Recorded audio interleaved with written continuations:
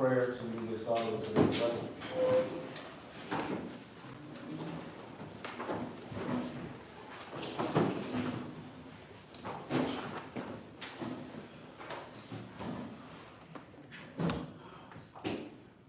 Our Father, which art in heaven, hallowed be thy name. Thy kingdom come, thy will be done, on earth, as it is in heaven. Give us this day our daily bread, and forgive us our debts, as we forgive our debtors. And lead us not into temptation, but deliver us from evil. For thine is the kingdom, the power and the glory, forever. Amen.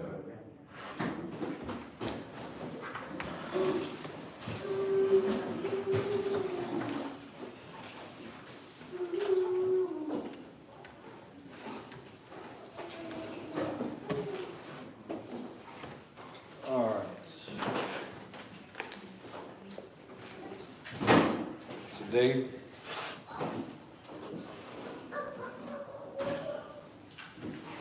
Today I am actually not going to be doing a lesson, but rather a reading and an explaining. Okay. But before we get into that, of course, we're going to open up with the 10 Commandments. We'll read them first like we always do. And then we're actually going to go back to the previous chapter in chapter 19.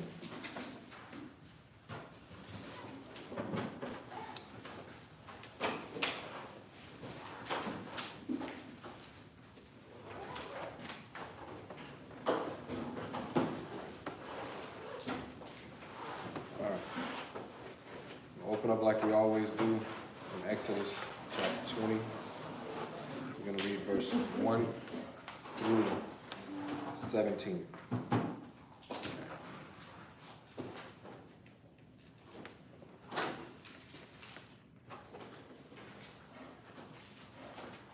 All right. Exodus 20 and verse 1. It says, "And Yah spake all these words, saying, I am Yah, thy Elohim, which have brought thee out of the land of Egypt, out of the house of bondage. Thou shalt have no other gods before me. Thou shalt not make unto thee any graven image, or any likeness of anything that is in heaven above, or that is in the earth beneath, or that is in the water under the earth. Thou shalt not bow down thyself to them, nor serve them. For I, Yah, thy Elohim, am a jealous Elohim, visiting the iniquity of the fathers upon the children, unto the third and fourth generation of them that hate me, and showing mercy unto thousands of them that love me and keep my commandments. Thou shalt not take the name of Yah thy Elohim in vain, for Yah will not hold him guiltless that taketh his name in vain. Remember the Sabbath day to keep it holy. 6 days shalt thou labor and do all thy work, but the seventh day is the Sabbath of Yah thy Elohim. In it thou shalt not do any work, thou nor thy son, nor thy daughter, nor thy manservant, nor thy maidservant, nor thy cattle, nor thy stranger that is within thy gates.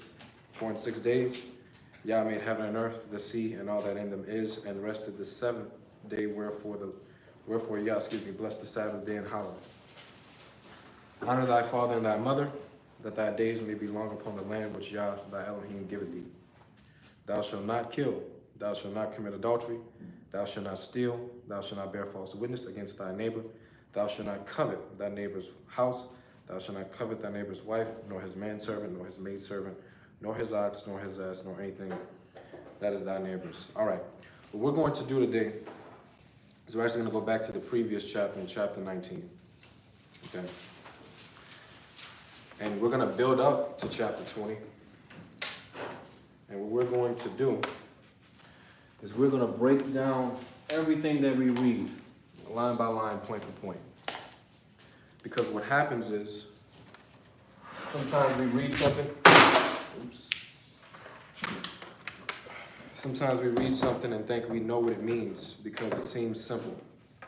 And then it's not until things are being discussed to the point where we know what it's actually talking about, okay? Some of you know this because we've done this in the past before, but we're gonna do this again. So So in chapter 19, I want to look at this so that we can understand this fully. I'm going to start at verse 1 because this is the establishment of the covenant. You guys will oftentimes hear me say that it doesn't matter what Hebrew Israelite that you meet, whether they're in a camp or a congregation, whether they are with a certain group or with a different type of a group. All of us, no matter who you meet or where you find them, they all agree that the children of Israel, the people, are in a covenant with the Most High. Every last one of them. I have yet to see or meet anyone who doesn't know this. And this is clearly stated in Exodus chapter 19. It says in Exodus chapter 19, starting in verse 1,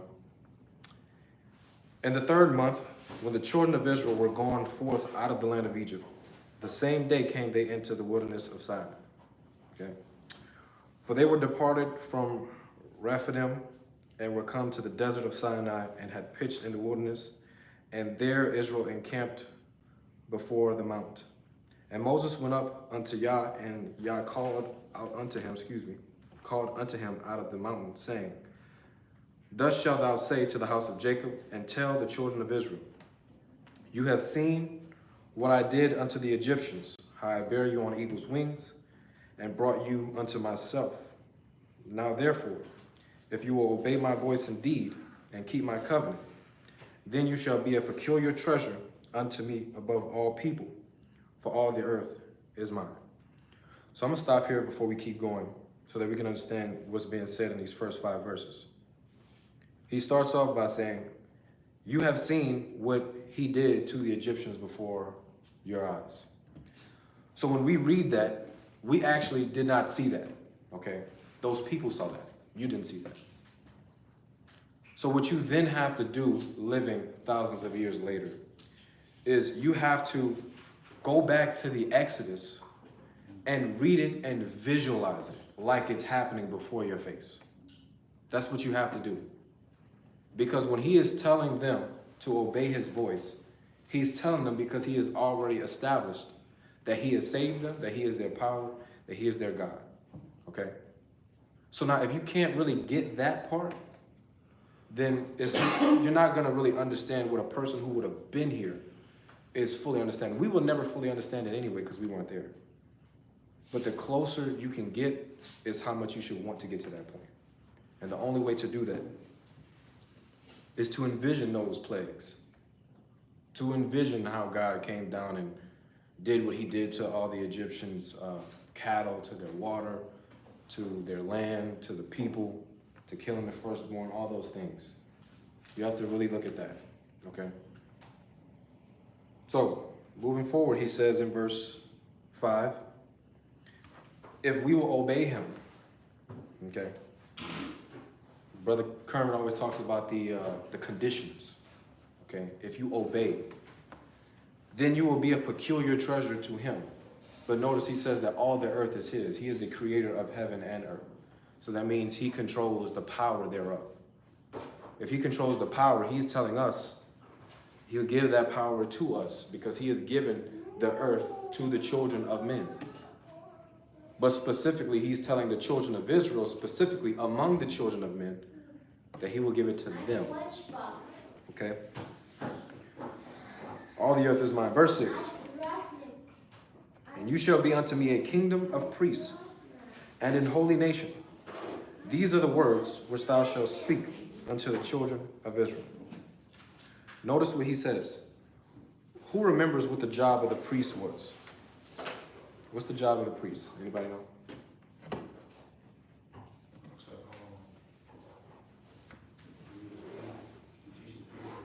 To teach them what? The law. All right. Brother Gabe said to teach the people the law. Does anybody disagree with that? Well, let's prove you're right. Okay, we're going to go hold this right quick. We're going to go to Leviticus chapter 10, and we're going to read verse 9 and 10.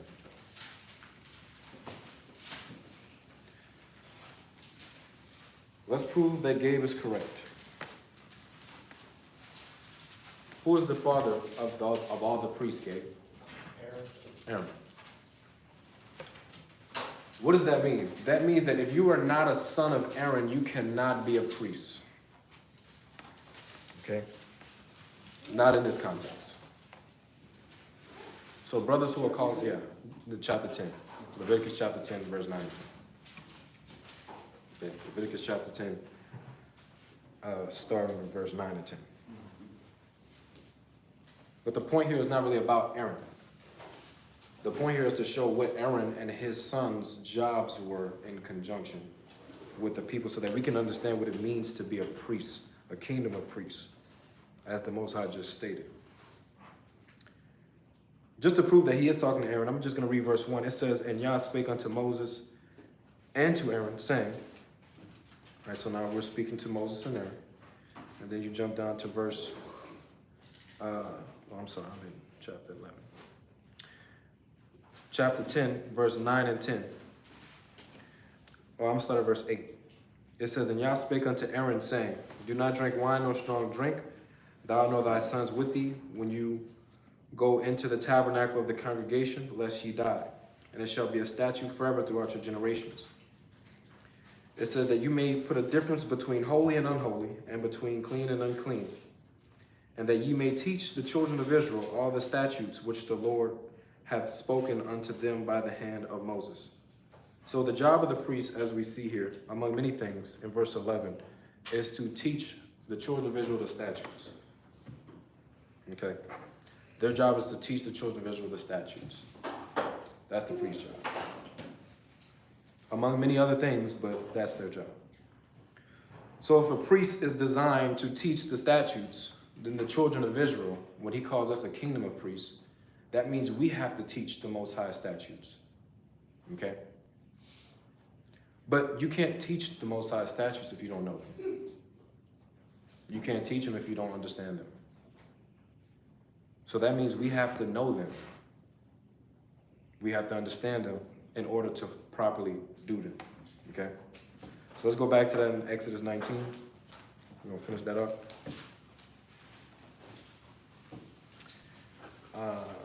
Let's see, we stopped at verse 6.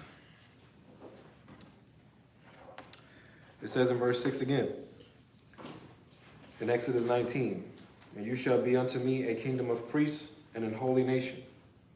What does the word holy mean? Does anybody know? Separate. Separate. Okay. What does that mean? That means that there should be a difference between how the children of Israel act and how the heathen act, or the Gentiles, whatever you want to call them, the other people. There should be a clear difference between how the children of Israel conduct themselves versus everybody else. Otherwise, you're not a holy nation. You're just any other nation. Okay? "These are the words which thou shalt speak unto the children of Israel." So that means these words are coming out of God's mouth himself. Telling it to Moses. They tell it to the people. Or he tells it to the people. Verse 7, "And Moses came and called the elders of the people and laid before their faces all the words which Yah commanded him. And all the people answered together and said, all that Yah has spoken, we will do." So they didn't make any negotiations or compromises or nothing like that.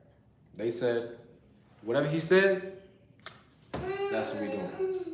Okay? All that Yah has said, we will do. And Moses returned the words of the people unto Yah.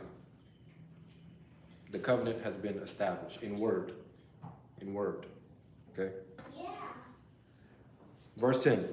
"And Yah said unto Moses, Go unto the people and sanctify them today and tomorrow, and let them wash their clothes, and be ready against the third day. For the third day, Yah will come down in the sight of all the people upon Mount Sinai. And thou shalt set bounds, or boundaries, unto the people round about, saying, Take heed to yourselves that ye do not go up into the mount, or touch the border of it. Whosoever touches the mount shall surely be put to death. There shall not a hand touch it, but it shall, but he shall surely be put to death or shot through, whether it be beast or man. It shall not live. When the trumpet soundeth long, they shall come up to the mount. And Moses went down from the mount unto the people and sanctified the people, and they washed their clothes. Now, why do you think that they have to sanctify themselves? Does anybody know? Because the covenant has been established in word. I'm going to get to you, Hezekiah. The covenant has been established in word, but now Hezekiah is about to explain to us why did they have to sanctify themselves? So they basically sanctify themselves to clean themselves of Israel. I mean, not Israel, Egypt's sin, like, so that they can be clean before God. Right. You know why? Because you can't be in the midst or in the presence of God unclean. This is why we have unclean or cleanliness laws. The Most High is pure, holy and pure. Therefore, you being a human, you have to be sanctified, washed, purified, whatever word you want to use, before he enters your presence. Somebody might be asking, well, if God is omnipotent and omnipresent, he could already hear when the people said all that he has said we will do. Somebody could easily ask that question. So why is it that Moses has to go to the mount, hear God's words, go down back to the people, hear their words, and then return the words back to God if God already heard them? The point is, he's about to make his presence felt before them. Something that he has not done in a very long time. Anyway, this is why they have to sanctify themselves. So what does he tell them to do? It says in verse 15, and he said unto the people, be ready against the third day. Come not at your wives. And it came to pass on the third day in the morning that there were thunders and lightnings and a thick cloud upon the mount, and the voice of the trumpet exceeding loud, so that all the people that was in the camp trembled. And Moses brought forth the people out of the camp to meet with Yah. And they stood at the nether part of the mount. You see how it says here? He brought the people out of the camp to meet God. He brought them out of the camp. He brought them out of the camp to meet God. Some of these people already knew the Most High.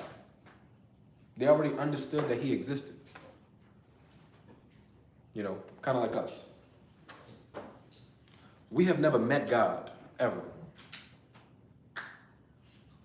Ever. So when he's telling them this, he's telling them this because they're about to have, they are in the midst of having a personal encounter. He is showing himself to them, something that he has not done with any nation on earth. So when you read this covenant that you see being established here,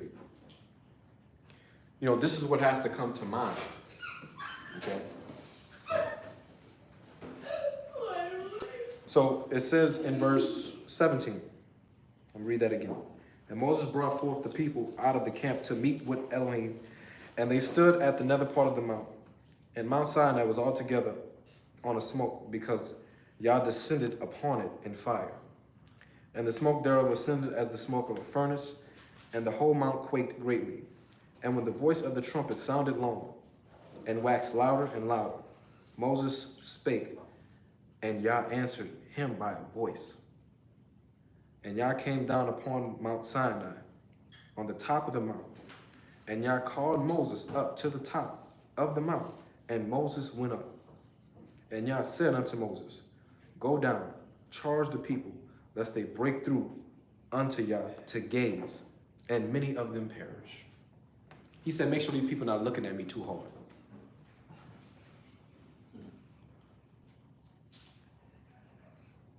Verse 22, let the priests also, which come near to Yah, sanctify themselves, lest Yah break forth upon them.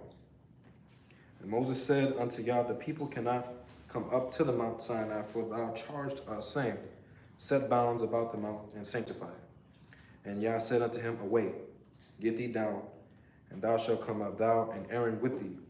But let not the priests or the people break through to come up unto Yah, lest he break forth upon them. So Moses went down unto the people and spake unto them. Again, the reason why we're reading this is because every one of us should know, at least, and every Hebrew Israelite that you have ever met and will ever meet in your life should understand this, okay? And you should be trying to understand this as much as you possibly can so that you can realize how serious this is. The Most High is a holy, he is holy in and of itself. He will not just come down simply because you want him to. You have to be purified, you have to be sanctified. That's first and foremost. But he's telling them they can't even look at him too hard. He didn't even make himself known, but the fire and the thunder and the smoke, they were looking at that. Looking at that would have caused them to perish. This is the level of seriousness as we're reading this is what should be coming to mind, okay? So now, when we read Exodus chapter 20 every week, we have to realize that when we're reading this, we're repeating what the Most High said to them in this context. In the context of establishing a covenant with a nation of people who have agreed with no negotiations, no stipulations, no compromises. And that you today are establishing that you are a part of that as well by blood. So now we're going to read these again. And then we're going to break all of these down. Okay? As we do this, if anybody has any questions or comments, please stop me in the middle of reading. So now, in chapter 20, we're going to read this again. It says, and Yah spake all these words. So let's imagine this for a second. We standing on the bottom of the mountain. We looking up. Thick cloud. Can't see no sky. There's fire. Trumpets. Loud. Now the Most High is about to speak. He's actually saying this. Okay, he's actually saying this. How do we know that he's actually saying this? Let's skip to verse 18 for a second. We always read to 17. Let's read 18 for a second. It says, and all the people saw the thunderings and the lightnings and the noise of the trumpet and the mountain smoking. And when the people saw it, they removed and stood afar off. They came to meet God, and they basically ran away. What does that tell you? They were scared. They probably expected something else too. It's probably traumatic. Right. You hit the nail on the head, Gabe. They probably were expecting something else. That's why they were afraid. They was afraid of God. Exodus chapter 20, verse 18. Again, it says, all the people saw the thunderings and the lightnings and the smoke. The lightnings and the noise of the trumpet and the mountain smoking. And when the people saw it, they removed and stood afar off. And they said unto Moses, speak thou with us, and we will hear. But let not Yah speak with us, lest we die. I'm going to read that verse one more time. And they said unto Moses, speak thou with us, and we will hear, but let not Yah speak with us, lest we die.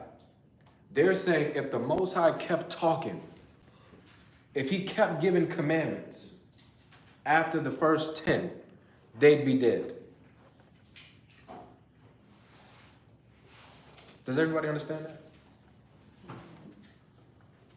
That means you should not want God to come down and try to talk to you because you will be suffering the same fate. That's how fearful. The first lesson that I did when we came together, not the first, the second lesson that I did when we came together was fearing the Most High. This is how afraid you should be. And it's not a fear like a reverence or a respect type of a thing. No, it's a genuine, terrible feeling that you should have. Just like they're having right now. You should be afraid.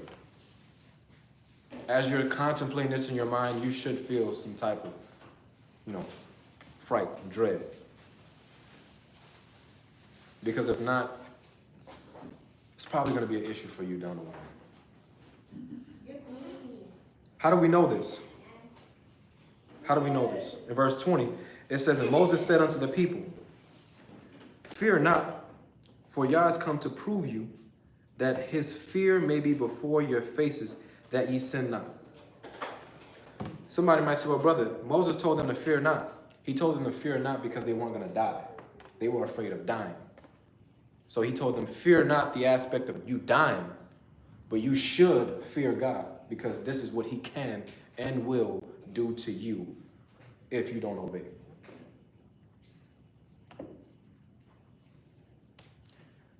Verse 21, and the people stood afar off, and Moses drew near to the thick.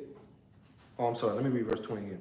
And Moses said unto the people, fear not, for Yah has come to prove you, that his fear may be before your faces, that ye sin not.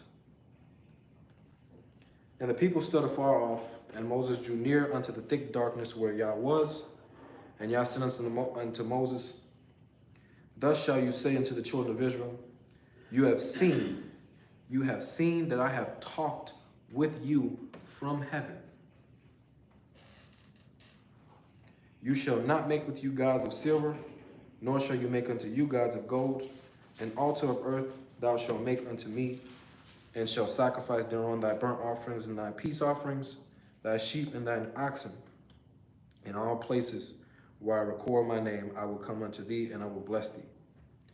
And if thou make me an altar of stone, thou shalt not build it of hewn stone, for if thou lift up thy tool upon it, thou hast polluted it.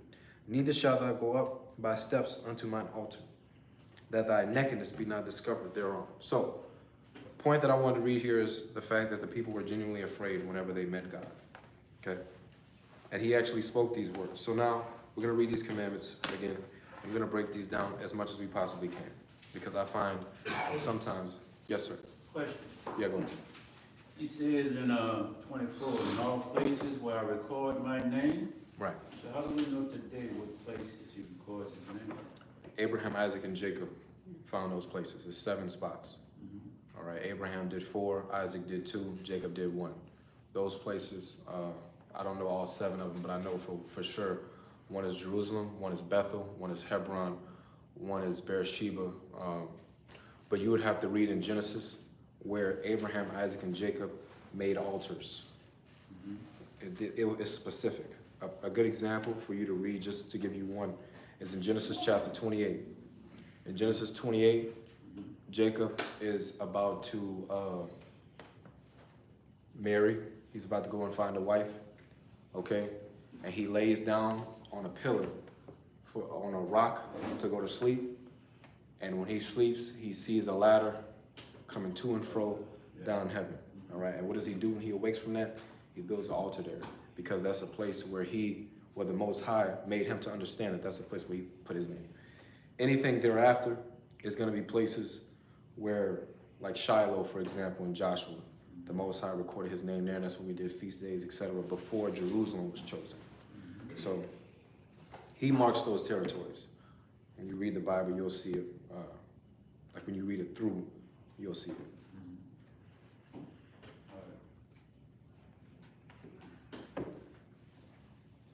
So, what I was saying before, you win.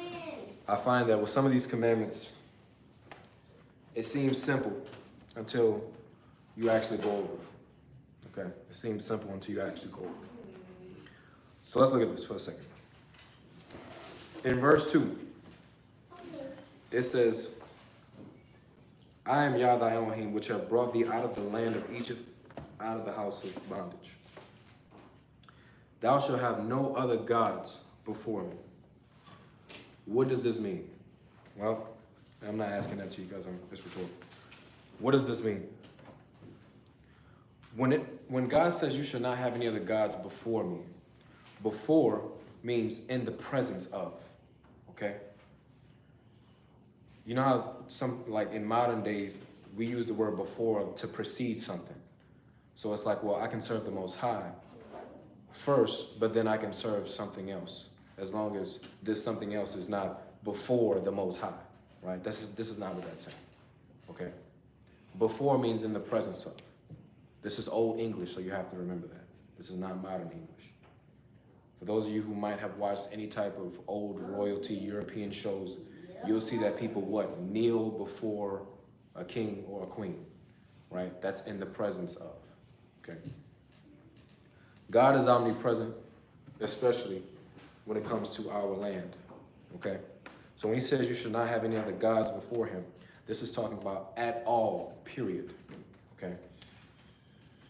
If you find any type of connection or association with a deity that is served, there should be a complete disconnection from that.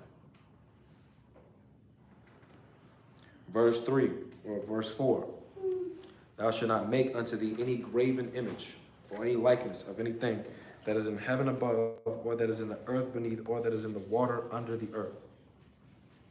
An image is talking about something that is carved or molded. Okay? When somebody goes and builds a statue or whatever, it's either carved with a knife or some type of sharp object, or it's molded from heat. You cannot make images of anything that is in the heaven above. Heaven above is talking about birds in the sky. On the earth is talking about your animals, your beasts, your humans, whatever. And the water is talking about things in the water. Verse 5, here's the kicker. Here's the one that I find that most people really don't get.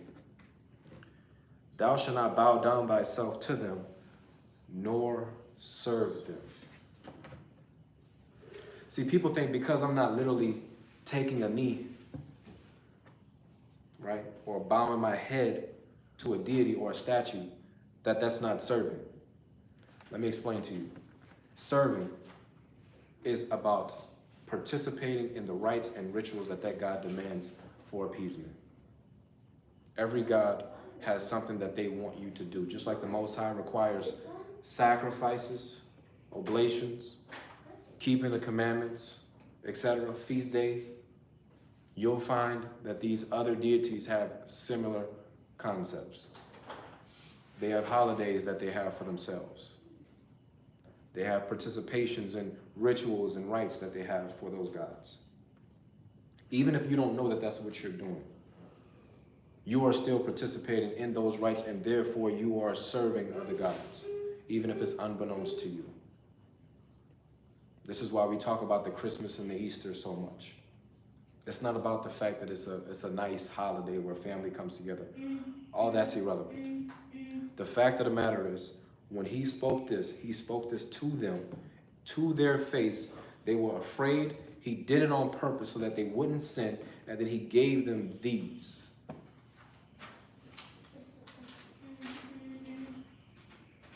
So serving another deity, again, just to make sure that everyone in here is clear on this,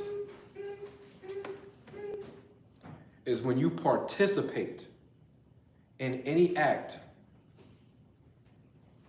or any custom that is designed for the worship of another deity. It doesn't matter if you do it or not.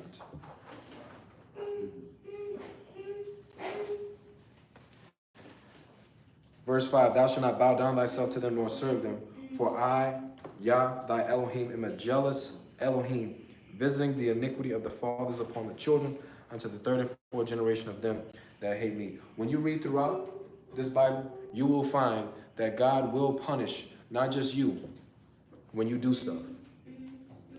He'll punish your whole household. King Ahab had 70 sons. 70 sons. Because of his wickedness, the Most High had Jehu knock all 70 of them off. And when I say knock off, I'm talking about chopped off heads and all that. And then line them up at the entering of the gate. So that when everybody came into the kingdom, you looking on this side and you looking on that side and you looking at King Ahab's sons. This is the type of stuff that we're talking about. So anyway, visiting the iniquity of the fathers upon the children unto the third and fourth generation of them that hate me, and showing mercy unto thousands of them that love me and keep my commandments. So this verse just showed us how you obtain mercy. You don't obtain mercy by just proclaiming the name of Jesus. You proclaim mercy by keeping the Most High's commandments. That's when you get mercy, all right? It's not just calling on the name like Christians say. Showing mercy unto thousands of them that love me and keep my commandments. Thou shalt not take the name of Yah thy Elohim in vain, for Yah will not hold him guiltless that taketh his name in vain. What does this verse mean? The Most High's name is debated among the Hebrew Israelite community. So I'm not going to get into that because it's a thing that causes division. The point is, whatever you think his name is, to use it in vain is something that you will be held accountable for. Many times in our culture, when you read in the scriptures, when people would have agreements or whatever, they would swear by the Most High's name. This is why in, matter of fact, let's go to that right quick. If you go to Deuteronomy chapter 6, you can see that the Most High tells us to do this. This is part of the commandments right here. In Deuteronomy chapter 6 and verse 13. Deuteronomy chapter 6 and verse 13. Look at what he tells us to do.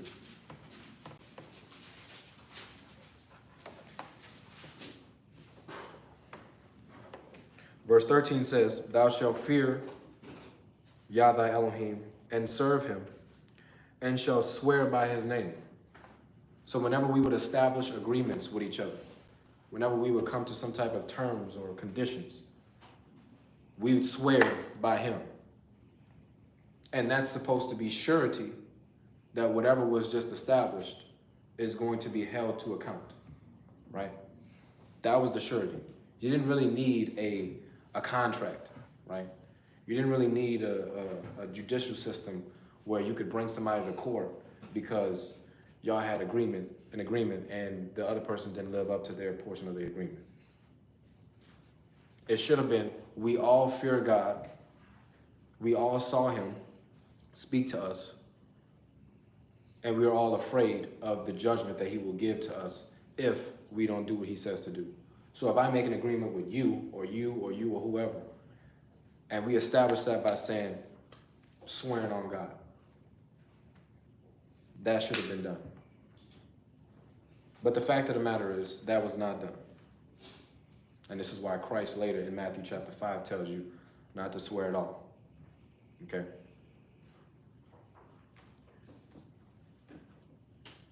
Going back to Exodus 20, we're at verse 8 now. No. 7. Yeah. No, we're at 8. We're at 8. Remember the Sabbath day to keep it holy. Okay? Keeping it holy. Keeping it holy. Keeping it holy means you don't do, remember the word holy means to be set apart, separated. You don't do the same things on the Sabbath that you do on a regular day. Okay? This day is designed for it to be special, as we'll read in verse 11. 6 days shalt thou labor and do all thy work, but the 7th day is the Sabbath of Yah thy Elohim. In it thou shalt not do any work, thou nor thy son nor thy daughter, thy manservant nor thy maidservant nor thy cattle nor thy stranger that is within thy gates. Meaning, none of your household can do work. You cannot have people work for you. Even if it's not you doing the work, you can't have people work for you. This is why later in the book of Nehemiah, he made them not buy or sell. Because somebody could look at someone buying and selling as someone working for you. Okay? Verse 11. For in 6 days Yah made heaven and earth, the sea, and all that in the midst, and rested the Sabbath day, or rested the 7th day, wherefore the Lord blessed the Sabbath day and hallowed it. Honor thy father and thy mother, that thy days may be long upon the land which Yah thy Elohim giveth thee. This verse has no conditions. It doesn't say honor your father and your mother if they're in the truth. It doesn't say honor your father and your mother if whatever. It says to honor your father and your mother. Now, I already know what somebody's going to say. What if they're telling you to do something that's against the law? Your father and your mother do not trump the Most High. So obviously, if your father and your mother is telling you to do something that's against the commandments, you don't forsake the law of the Most High for your parents.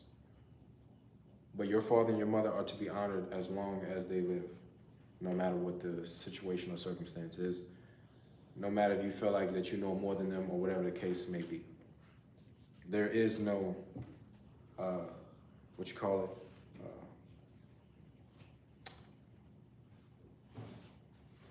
there's no stipulations on honoring your father and your mother. A lot of people do that. But this verse does not have that in here, okay? Ultimately, your father and your mother are supposed to, in a perfect scenario, represent the Most High in His Word. Scriptures will tell you that the Most High is your father. As a matter of fact, He is correlated to our Father. He calls us children. So when you honor your father, in a perfect scenario, your father is supposed to represent whatever God would have told you anyway. In the book of Proverbs, Proverbs tells you that wisdom is your mother. Wisdom is the commandments, the keeping of the law. That's given by the Most High. Your mother is your first teacher. So in a perfect scenario, your mother is teaching you exactly what the Most High would have taught you anyway. She is an extension of that. This is why that was so important. Yes, we live in a day and age today where you could be in the truth and your parents cannot. That doesn't take away from what this verse meant at the point in time which it was written. And that is what it's supposed to mean. So that means moving forward, if you are in that predicament where you're a parent now, you have to operate in this order. Okay? That's the only way we're going to change this dynamic. Yes, sir. Yeah, would you say there's a blessing that go along with honoring your father and mother? It tells you. He said that the days may be long upon land. It tells you. And our days, you see, we ain't in the land, huh? All right, then. We ain't in the land. We're not in the land. As a matter of fact, Christ speaks about this in the book of Mark chapter 7, when he's rebuking the Pharisees. He tells them what? You checking me about, matter of fact, let's just read it. Mark chapter 7, let's go to that right quick. Let me show you why we're not in the land. Mark chapter 7. Let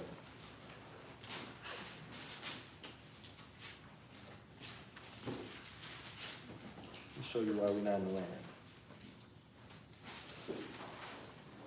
We're not in the land because we didn't execute judgment. That's why we're not in the land. Executing judgment is not always a bad thing, let me add. But it can be a bad thing, okay? As you're going to see here.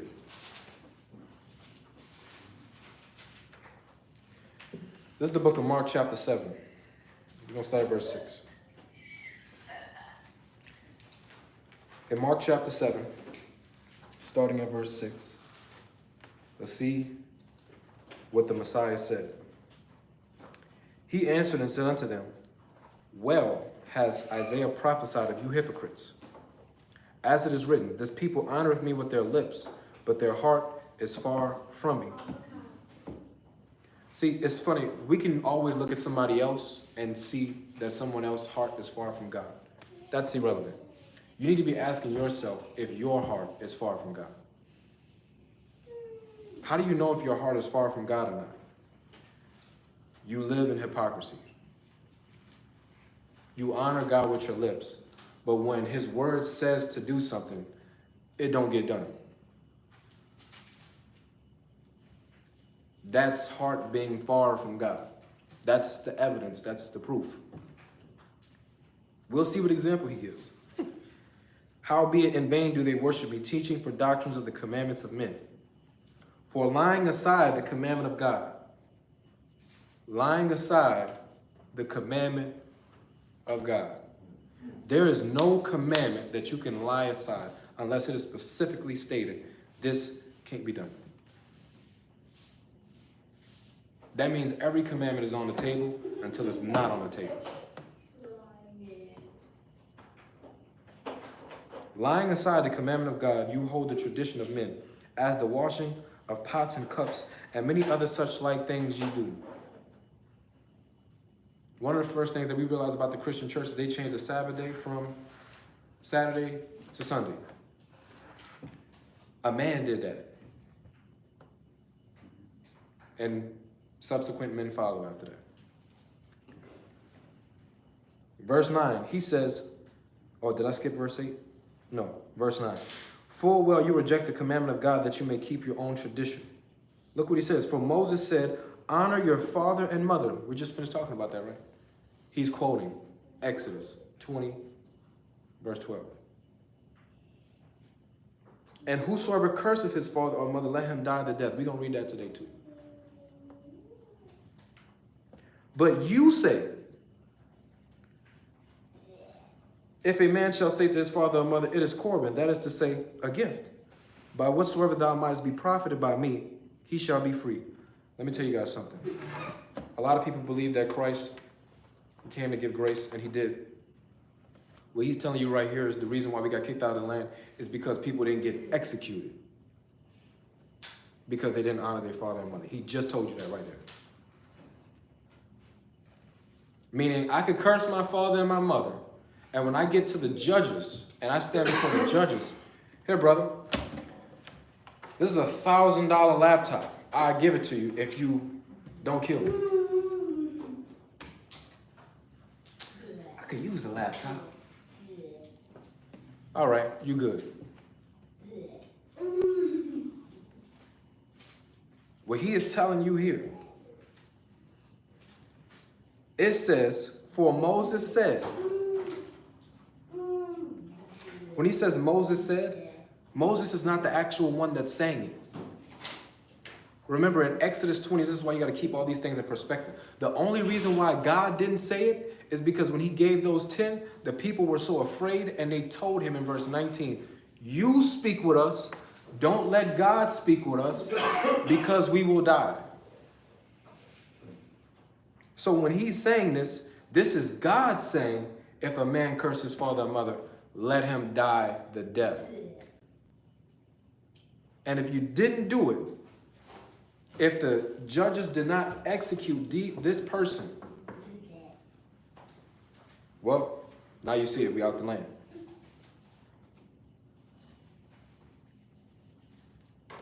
Verse 10, for Moses said, honor thy father and mother, and whosoever curses his father and mother, let him die the death. But you say, if a man shall say to his father or mother, it is Corban, that is to say, a gift, by whatsoever thou mightest be profited by me, he shall be free.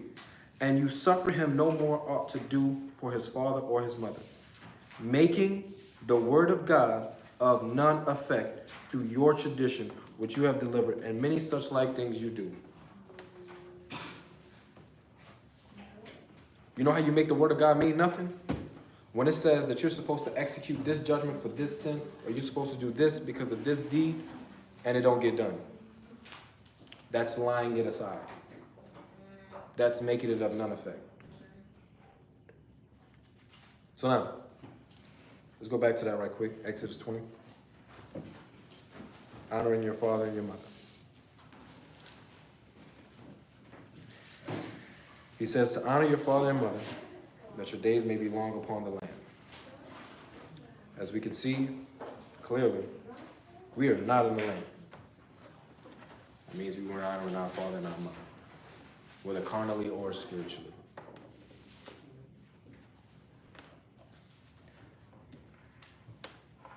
All right, verse 13. Oh, I'm sorry. Yes, ma'am. Can you go over Matthew 23 and 9? Matthew 23 and 9. Okay, Okay, let's go to Matthew chapter 23 and verse 9, you said? yeah.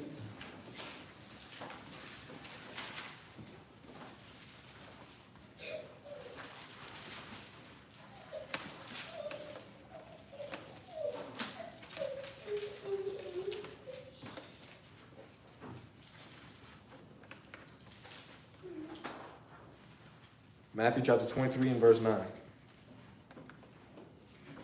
Everybody there? Mhm.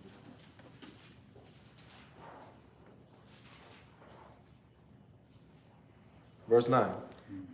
And call no man your father upon the earth, for one is your Father, which is in heaven. Now, the reason why Christ is saying this is because you have a concept in the ancient world where they understood what honoring your father and your mother really meant, which is what we just finished talking about. Your father is an extension of the Most High. Your mother is an extension of the word of the Most High. They're supposed to be your teachers. But what would happen in the ancient time is your spiritual leader will become your father. All right, this is evident even when you look at the Catholic Church. They call the Pope father, okay? They'll call the cardinals father. Even when you read in scripture, there's this concept of a wise man talking to another man saying, my son, and he could be older than him or younger than him. The point is, the knowledge level is such to the point where the person who is talking to someone else is looked at as a father, okay? This is why right after that he says, be not called masters, okay? This is why he also says, be not called rabbi. What do all three of these things have in common? They have the concept that somebody is authoritative over you. Master, rabbi, father. But it's not from the sense of a literal father or a literal master like an employer or a literal rabbi like a teacher, because that's what rabbi means. It's talking about the degree to which you look at them. It's a reverence, right? So when he's saying this, he's telling you not to reverence another man, because reverencing a man is what causes the people to be divided in the first place, as we can see happening in our community, okay? We have certain men who we follow. It's not really about following the word. It's about following what this brother has established for a certain group, and we follow him as opposed to following the Most High. But it's not talking about your father from the sense that you can't call someone who birthed you father, because even Christ did these same things. But what is he doing? If we read all these, let's read them again. I'm going to start at verse 7. Oh, excuse me. I'm going to start at verse 8.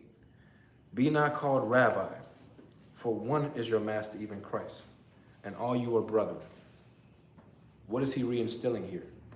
No man is above the next man. A teacher is not above another brother in the crowd simply because he knows something else. All of our master, all of our lords is Christ. All of us. So there's not a hierarchy in that sense. But that's what people were doing. Then he goes on to say in verse 9, and call no man father upon the earth, for one is your Father which is in heaven. Verse 10, neither be ye called masters, for one is your master, even Christ. So the idea is, again, setting up a hierarchy, looking at another brother as if he's above you, because that's, again, going to sow the dissension and cause the confusion in the body. Okay? That's a great question. Great question. So, does anybody have any questions or comments about that? All right. Let's go back to Exodus 20, and we're going to get to thou shalt not kill.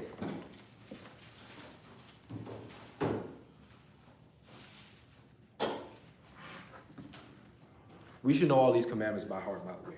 Like this should be like second nature to us. Thou shalt not kill, okay?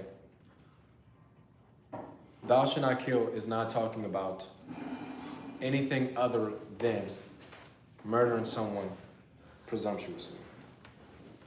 You'll see many times in the Bible, people get killed, many times. And you will see zero consequences from the Most High in regarding those things. When it says thou shalt not kill, it is talking about killing another human being presumptuously. Meaning, you mad at this brother for something, and let me make this clear, okay? Because it says this in the next chapter. Let's go over to chapter 21, just so that we can make this clear. So we can see exactly what thou shalt not kill is talking about. We're going to go to verse 12, 21 and 12. And let's break down exactly what thou shalt not kill means. It says, he that smiteth a man so that he die shall be surely put to death. So not only did he tell you or reiterate that thou shalt not kill, he gave you the punishment. Verse 13, this is important. And if a man lie not in wait, What does lying in wait mean? Catch him living. Ambush. Right. Catch him slipping in modern day terms. Yeah, that's crazy generation. YN. All right, ambush. Okay. If a man, so it's saying that he didn't do this. Okay. He's not trying to catch somebody slipping. He's not trying to ambush anyone. It says, but Yah delivered him into his hand. Meaning God wanted this man dead, and he allowed this other man, being a vessel, to do it. I just gave you guys an example. King Ahab, God wanted this man and his sons, really his sons, but God wanted his sons dead. God didn't kill him. He put the spirit on Jehu to do it. And he sent the prophet to Jehu to tell him to do it. That's not thou shalt not kill right there. Even though he killed him. And I can see how that could be confusing. But that's not thou shalt not kill. You can read the scriptures and it tells you this. If a man lie not in wait, but God deliver him into his hand, then I will appoint thee a place whither he shall flee. Anybody know what that is? The city of refuge. Okay, Yeah, let him go. right. Do we have cities of refuge today? No. All right. No, we don't. So from a modern day context, you really could not execute Exodus 21 and verse 13. The point is, I just want to make it clear that when you're reading throughout the scriptures and you see it happen, that that's not a contradiction. It's an explanation. Everybody good with that? All right. Verse 14, thou shalt not commit adultery. Thou shalt not commit adultery. Thou shalt not commit adultery. You would think it's simple, but it's not. Committing adultery is specifically when a man sleeps with another man's wife. Matter of fact, we can read that. Let's go to Leviticus chapter 20 and verse 10.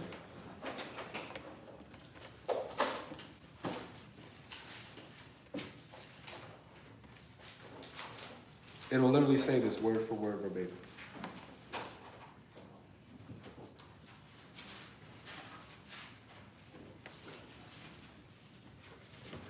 Say it again, but Leviticus chapter 20 and verse 10. See, because it's just like thou shalt not kill. You think it means something and it's simple, but it's not. With adultery, we have a definition here in English that is not the same as the definition in Hebrew. It says here in Leviticus chapter 20 and verse 10, the man that has committed adultery with another man's wife, even he that committed adultery with his neighbor's wife, the adulterer and the adulteress shall surely be put to death. So not only did it tell you again what the sin is, it gave you the consequence. But now why is this different? See, in a modern context, if you have a married couple and there's an outsider who comes in, it doesn't matter if it's a man or a woman, and it doesn't matter if they're dealing with the man or the woman in that marriage. They don't look at the outsider as at fault because the outsider is not in the marriage. They look at the person who is in the marriage at fault. That's what this society does.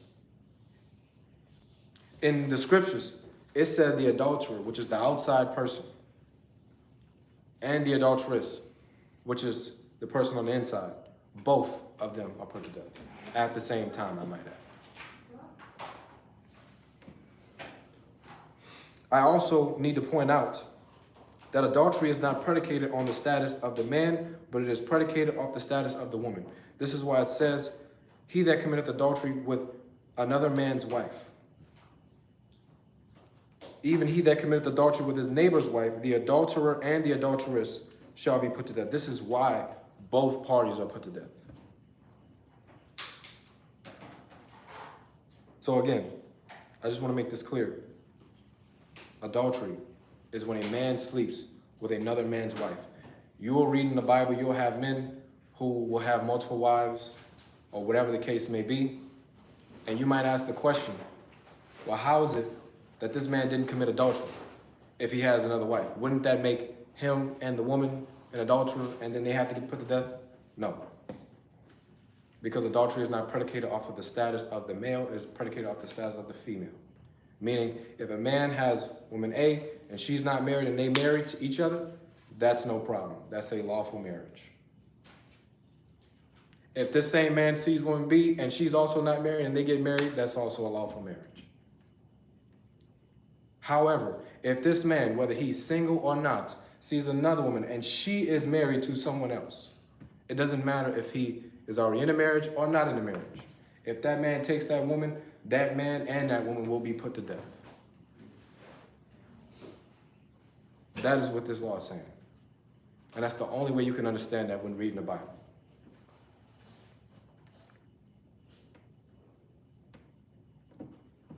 Moving forward, in Exodus chapter 20 and verse 15.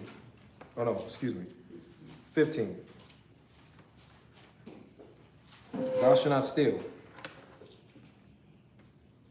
Thou shalt not steal is actually a more broader commandment. Because when you commit adultery, you steal.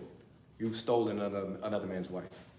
When you kill, you've stolen another man's life. Okay?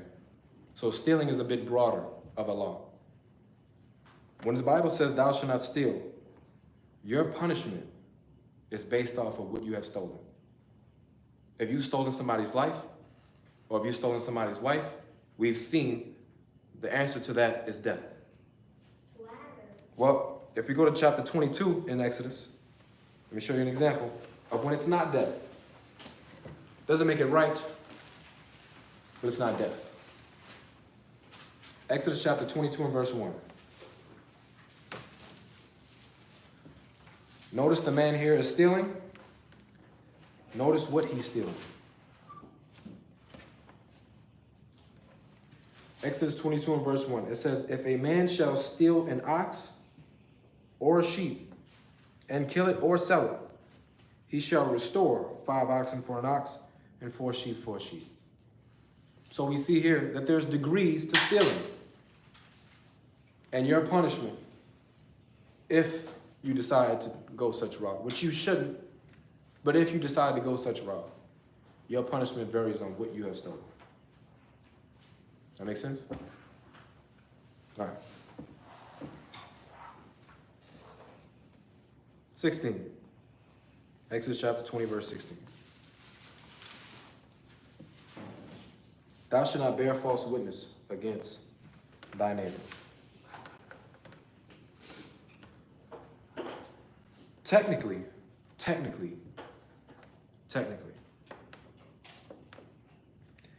this law cannot even be executed today, even if you wanted to commit this sin. You know why? Because we don't have a court. Bearing false witness against your neighbor is specifically talking about within the confines of a court ruling. Meaning, I'm the judge, this is the jury, this is the plaintiff, this is the defendant. And when I call you to the witness seat, because the judge has to be fully aware of all the context to this case to make a proper judgment, the witness has to be a true witness. He cannot or she cannot bear false witness, because that will affect the judgment that the person, whoever is standing before the judge, will receive. So technically, we can't even do this because we don't even have a court to execute judgment. And I can tell you right now, most Hebrews are not trying to execute no judgment anyway. We have a hard time understanding that Christ literally just said in Mark chapter 7 that people who curse their father and mother should die. We have a hard time understanding that. And if that means, if Christ understood that a man should die for cursing their father and mother, He understands that people should die for all the other sins that they committed. You know, some of the stuff that we've done. That means he understands that. Okay?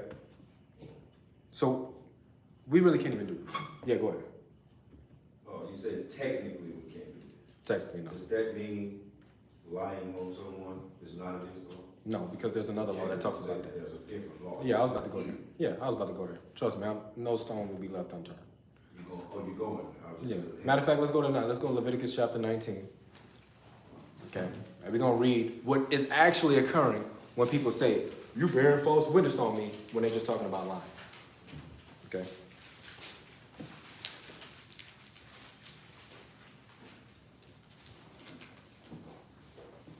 Leviticus chapter 19.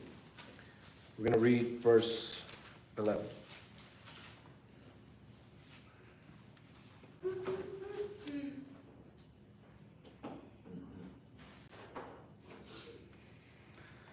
Leviticus 19 verse 11, it says, you shall not steal, neither deal falsely, neither lie one to another. So some people get this confused with bearing false witness. Bearing false witness is a lie in and of itself. So they say, well, you know, if lying is bearing false witness, then how are they not the same? Okay, it's just like stealing. There are different things you can steal. In this case, the lie that is being told when it comes to bearing false witness is based on within the confines of a court system, a court proceeding, where someone is about to receive a punishment. There is no Hebrew Israelite in America ever that has ever executed a punishment on another Hebrew, not within the confines of a court. The only punishment that we can do to each other is stop messing with you.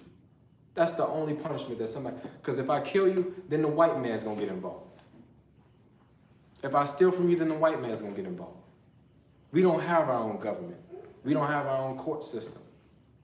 So we don't have that power. And when you don't have certain power, you can't do certain things. Bearing false witness is one of those things. But you can still lie, and you will still be judged. So I'm making that clear.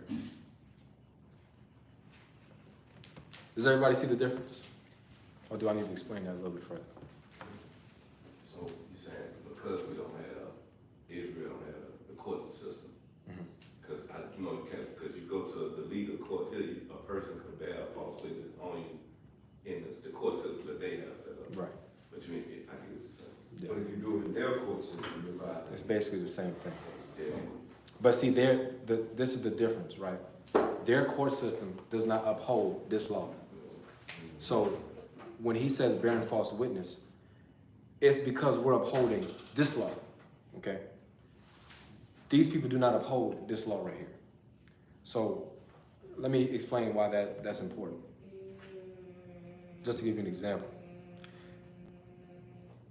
If my brother died, and it's believed that you killed him, okay? I need 2 witnesses. In Deuteronomy 17, let's go read it right quick, just to show you why bearing false witness is such a thing. Let's go to Deuteronomy 17 right quick, because the laws explain themselves.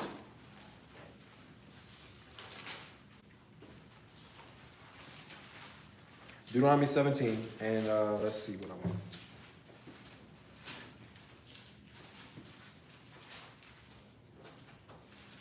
Verse 6. This is why the bearing false witness thing is so important. In the beginning of Deuteronomy 17, he's talking about somebody worshiping the sun, the moon, the stars, or any of the other host of heaven, right? If you see that happening, you know, kind of like these people who do it today, who worship certain astrology and all that, okay? If we saw that however many years ago, you were supposed to tell on that person. Okay, as it states here. In verse 5, it says, then thou shalt bring forth that man or that woman, which have committed that wicked thing, whatever that wicked thing is. In this case, it's serving other gods. You shall bring forth that man or that woman, which have committed that wicked thing, unto thy gates, even that man or that woman, and shall stone them with stones till they die. At the mouth of 2 witnesses or 3 witnesses shall he that is worthy of death be put to death. But at the mouth of 1 witness he shall not be put to death. The hands of the witnesses shall be the first upon him to put him to death, and afterwards the hands of all the people. So shall thou put evil away from among you. This is why the witnesses were so important. The witnesses saw it. And so in the court of law, according to the Most High, they had to be the ones to explain in detail what happened to the judge. If you go to the white man's court now and you bear false witness, it's really not applicable, because the judge in that case is not executing the law of the Most High. He's executing the law of the United States government. So if it's suspected that you killed my brother in that example, I have to have 2 witnesses before the judge to say, I saw Rob at this time, at this place where your brother was, and next thing you know, he left, and we went in and we found the dude dead. They would have to have that. And if they lied and said that you did that, well, we can see the punishment for that in and of itself. In Deuteronomy 19, the punishment for bearing false witness is whatever the punishment that that person would have received if the judge would have been fooled in that false witness. In Deuteronomy 19 and verse 15, it says, 2 chapters over, Deuteronomy 19 verse 15. It says, 1 witness shall not rise up against any man for any iniquity or for any sin. It's repeating the same thing in Deuteronomy 17. 1 witness shall not rise up against any man for any iniquity or for any sin, and any sin that he sinned. At the mouth of 2 witnesses or at the mouth of 3 witnesses shall the matter be established. If a false witness rise up against any man to testify against him that which is wrong, then both the men between whom the controversy is shall stand before the Lord, before the priests and the judges, which shall be in those days. And the judges shall make diligent inquisition, and behold, if the witness be a false witness, and hath testified falsely against his brother, then you shall do unto him as he hath thought to have done unto his brother. So shalt thou put the evil away from among you. So if a false witness is testifying against you something that is wrong, whatever judgment you would have got, they're supposed to get. This is why false witnessing is not just the same as lying. Because false witnessing has a judgment that is attached to it. And whatever that judgment is, if you were found to be a false witness, you have to receive that judgment. So this acted as a check and balance for the 9th commandment.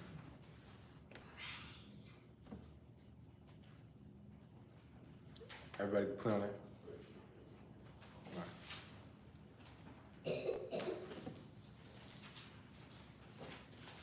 right.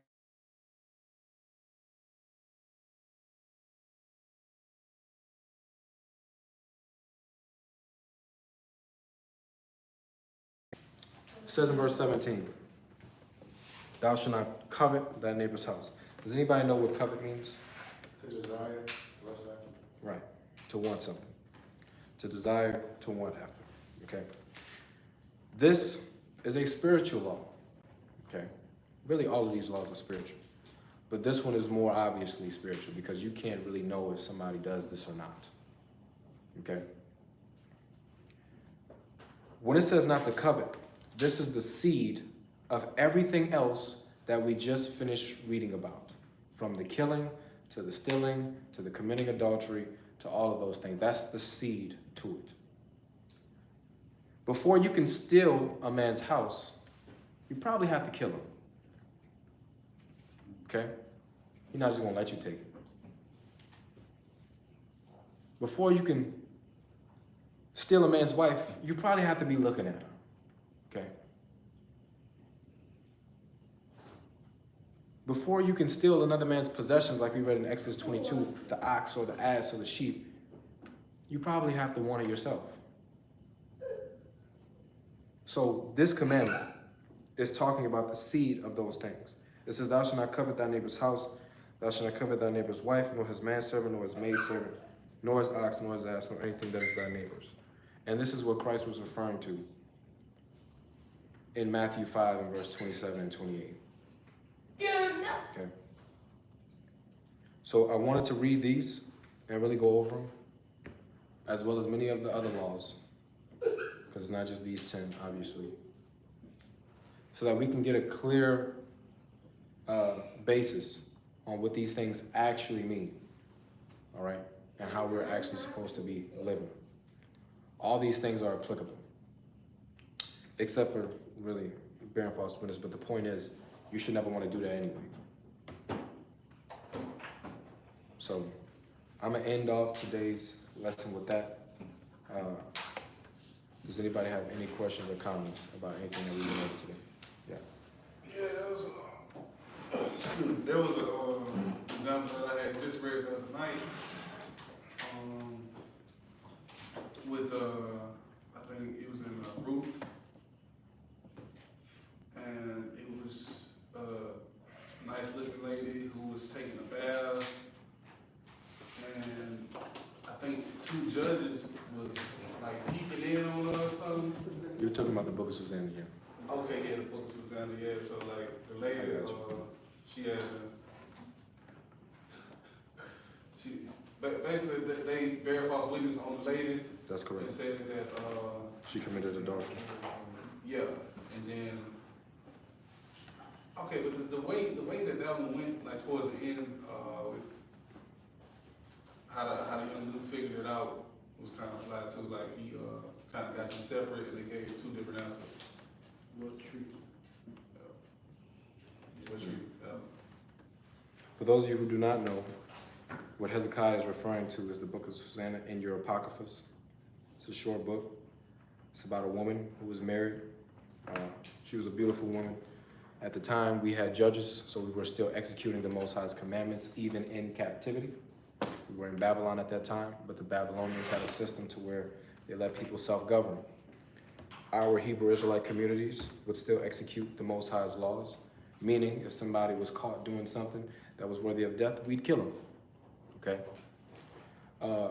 And so these 2 judges in particular, all right, they committed the 10th commandment first, okay, when they coveted after another man's wife. As a matter of fact, the man who was married to Susanna, it was at that man's house where they held judgment at. So his house was a judgment. Like he let the people use his house for a judgment house. That's where people would come to discuss matters, to do all the things that the people in the community needed to do, okay?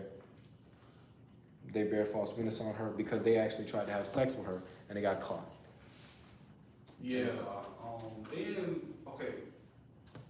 Before that, I'm just remembering like one of them caught the other one going to peep at her and was like, "What you doing over here?" And he was like, "What you doing over here?" And they discovered they was going to do something foul, and then we did it together. So both of the judges knew. They didn't plan it. They both were going to do something wrong. And then they met each other there and they said, well, you know what? We're going to both do it. Right. These are judges, these ain't just dudes.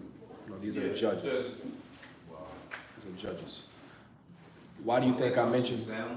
Y'all know about the book of Susanna? Susanna? Yes. It's that story or it's more? Yes, it's just one chapter. It's not that story. book. Yeah. So you see why we're not in the land. Because these are what our judges would do. They would accept gifts, okay? They would accept bribes. They would do stuff like this, you see? So Christ knew all these things. You all should know these things. So that whenever you see somebody doing something and you don't, you see that the execution of whatever that sin is not done, not only should that make you self-reflect and show empathy, but it also should let you understand that this is why we're not in the land too, okay? All of us have broke the Sabbath in here before, yes. We've all done many sins, I'm sure, that are worthy of death. You're still alive to this day, thank God for his mercy. However, that does not change how things are supposed to be moving forward. You show empathy to the next brother or sister who is in the world who are committing such things. You teach them the laws, the statutes, the commandments. But the ultimate goal should be for everybody to already know them from birth, from little childhood, up until they're adults, and to eventually get to the point where these things are being executed.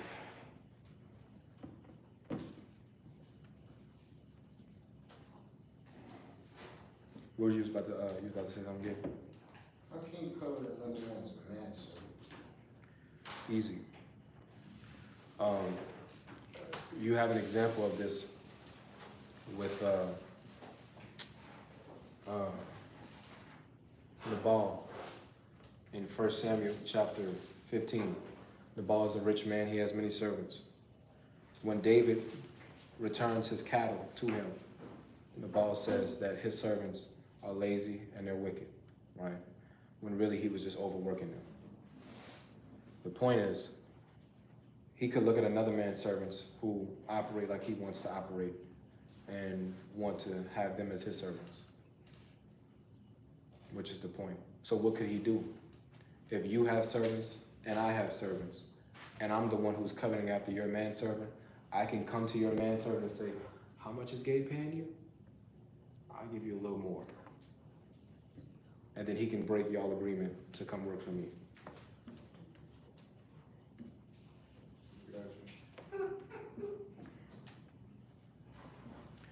Anybody else?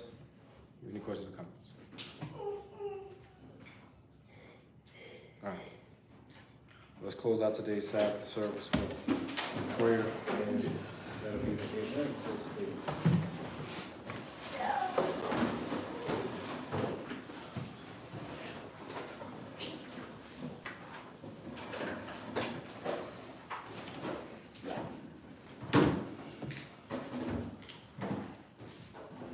No, David, no. Heavenly Father, we want to thank you again for allowing us to gather here on your holy Sabbath. Father, we ask that you just continue to lead us and guide us and establish your fear in our hearts, that we may do that which is pleasing in your sight.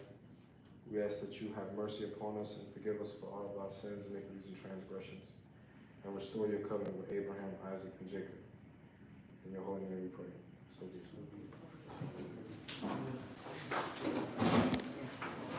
it.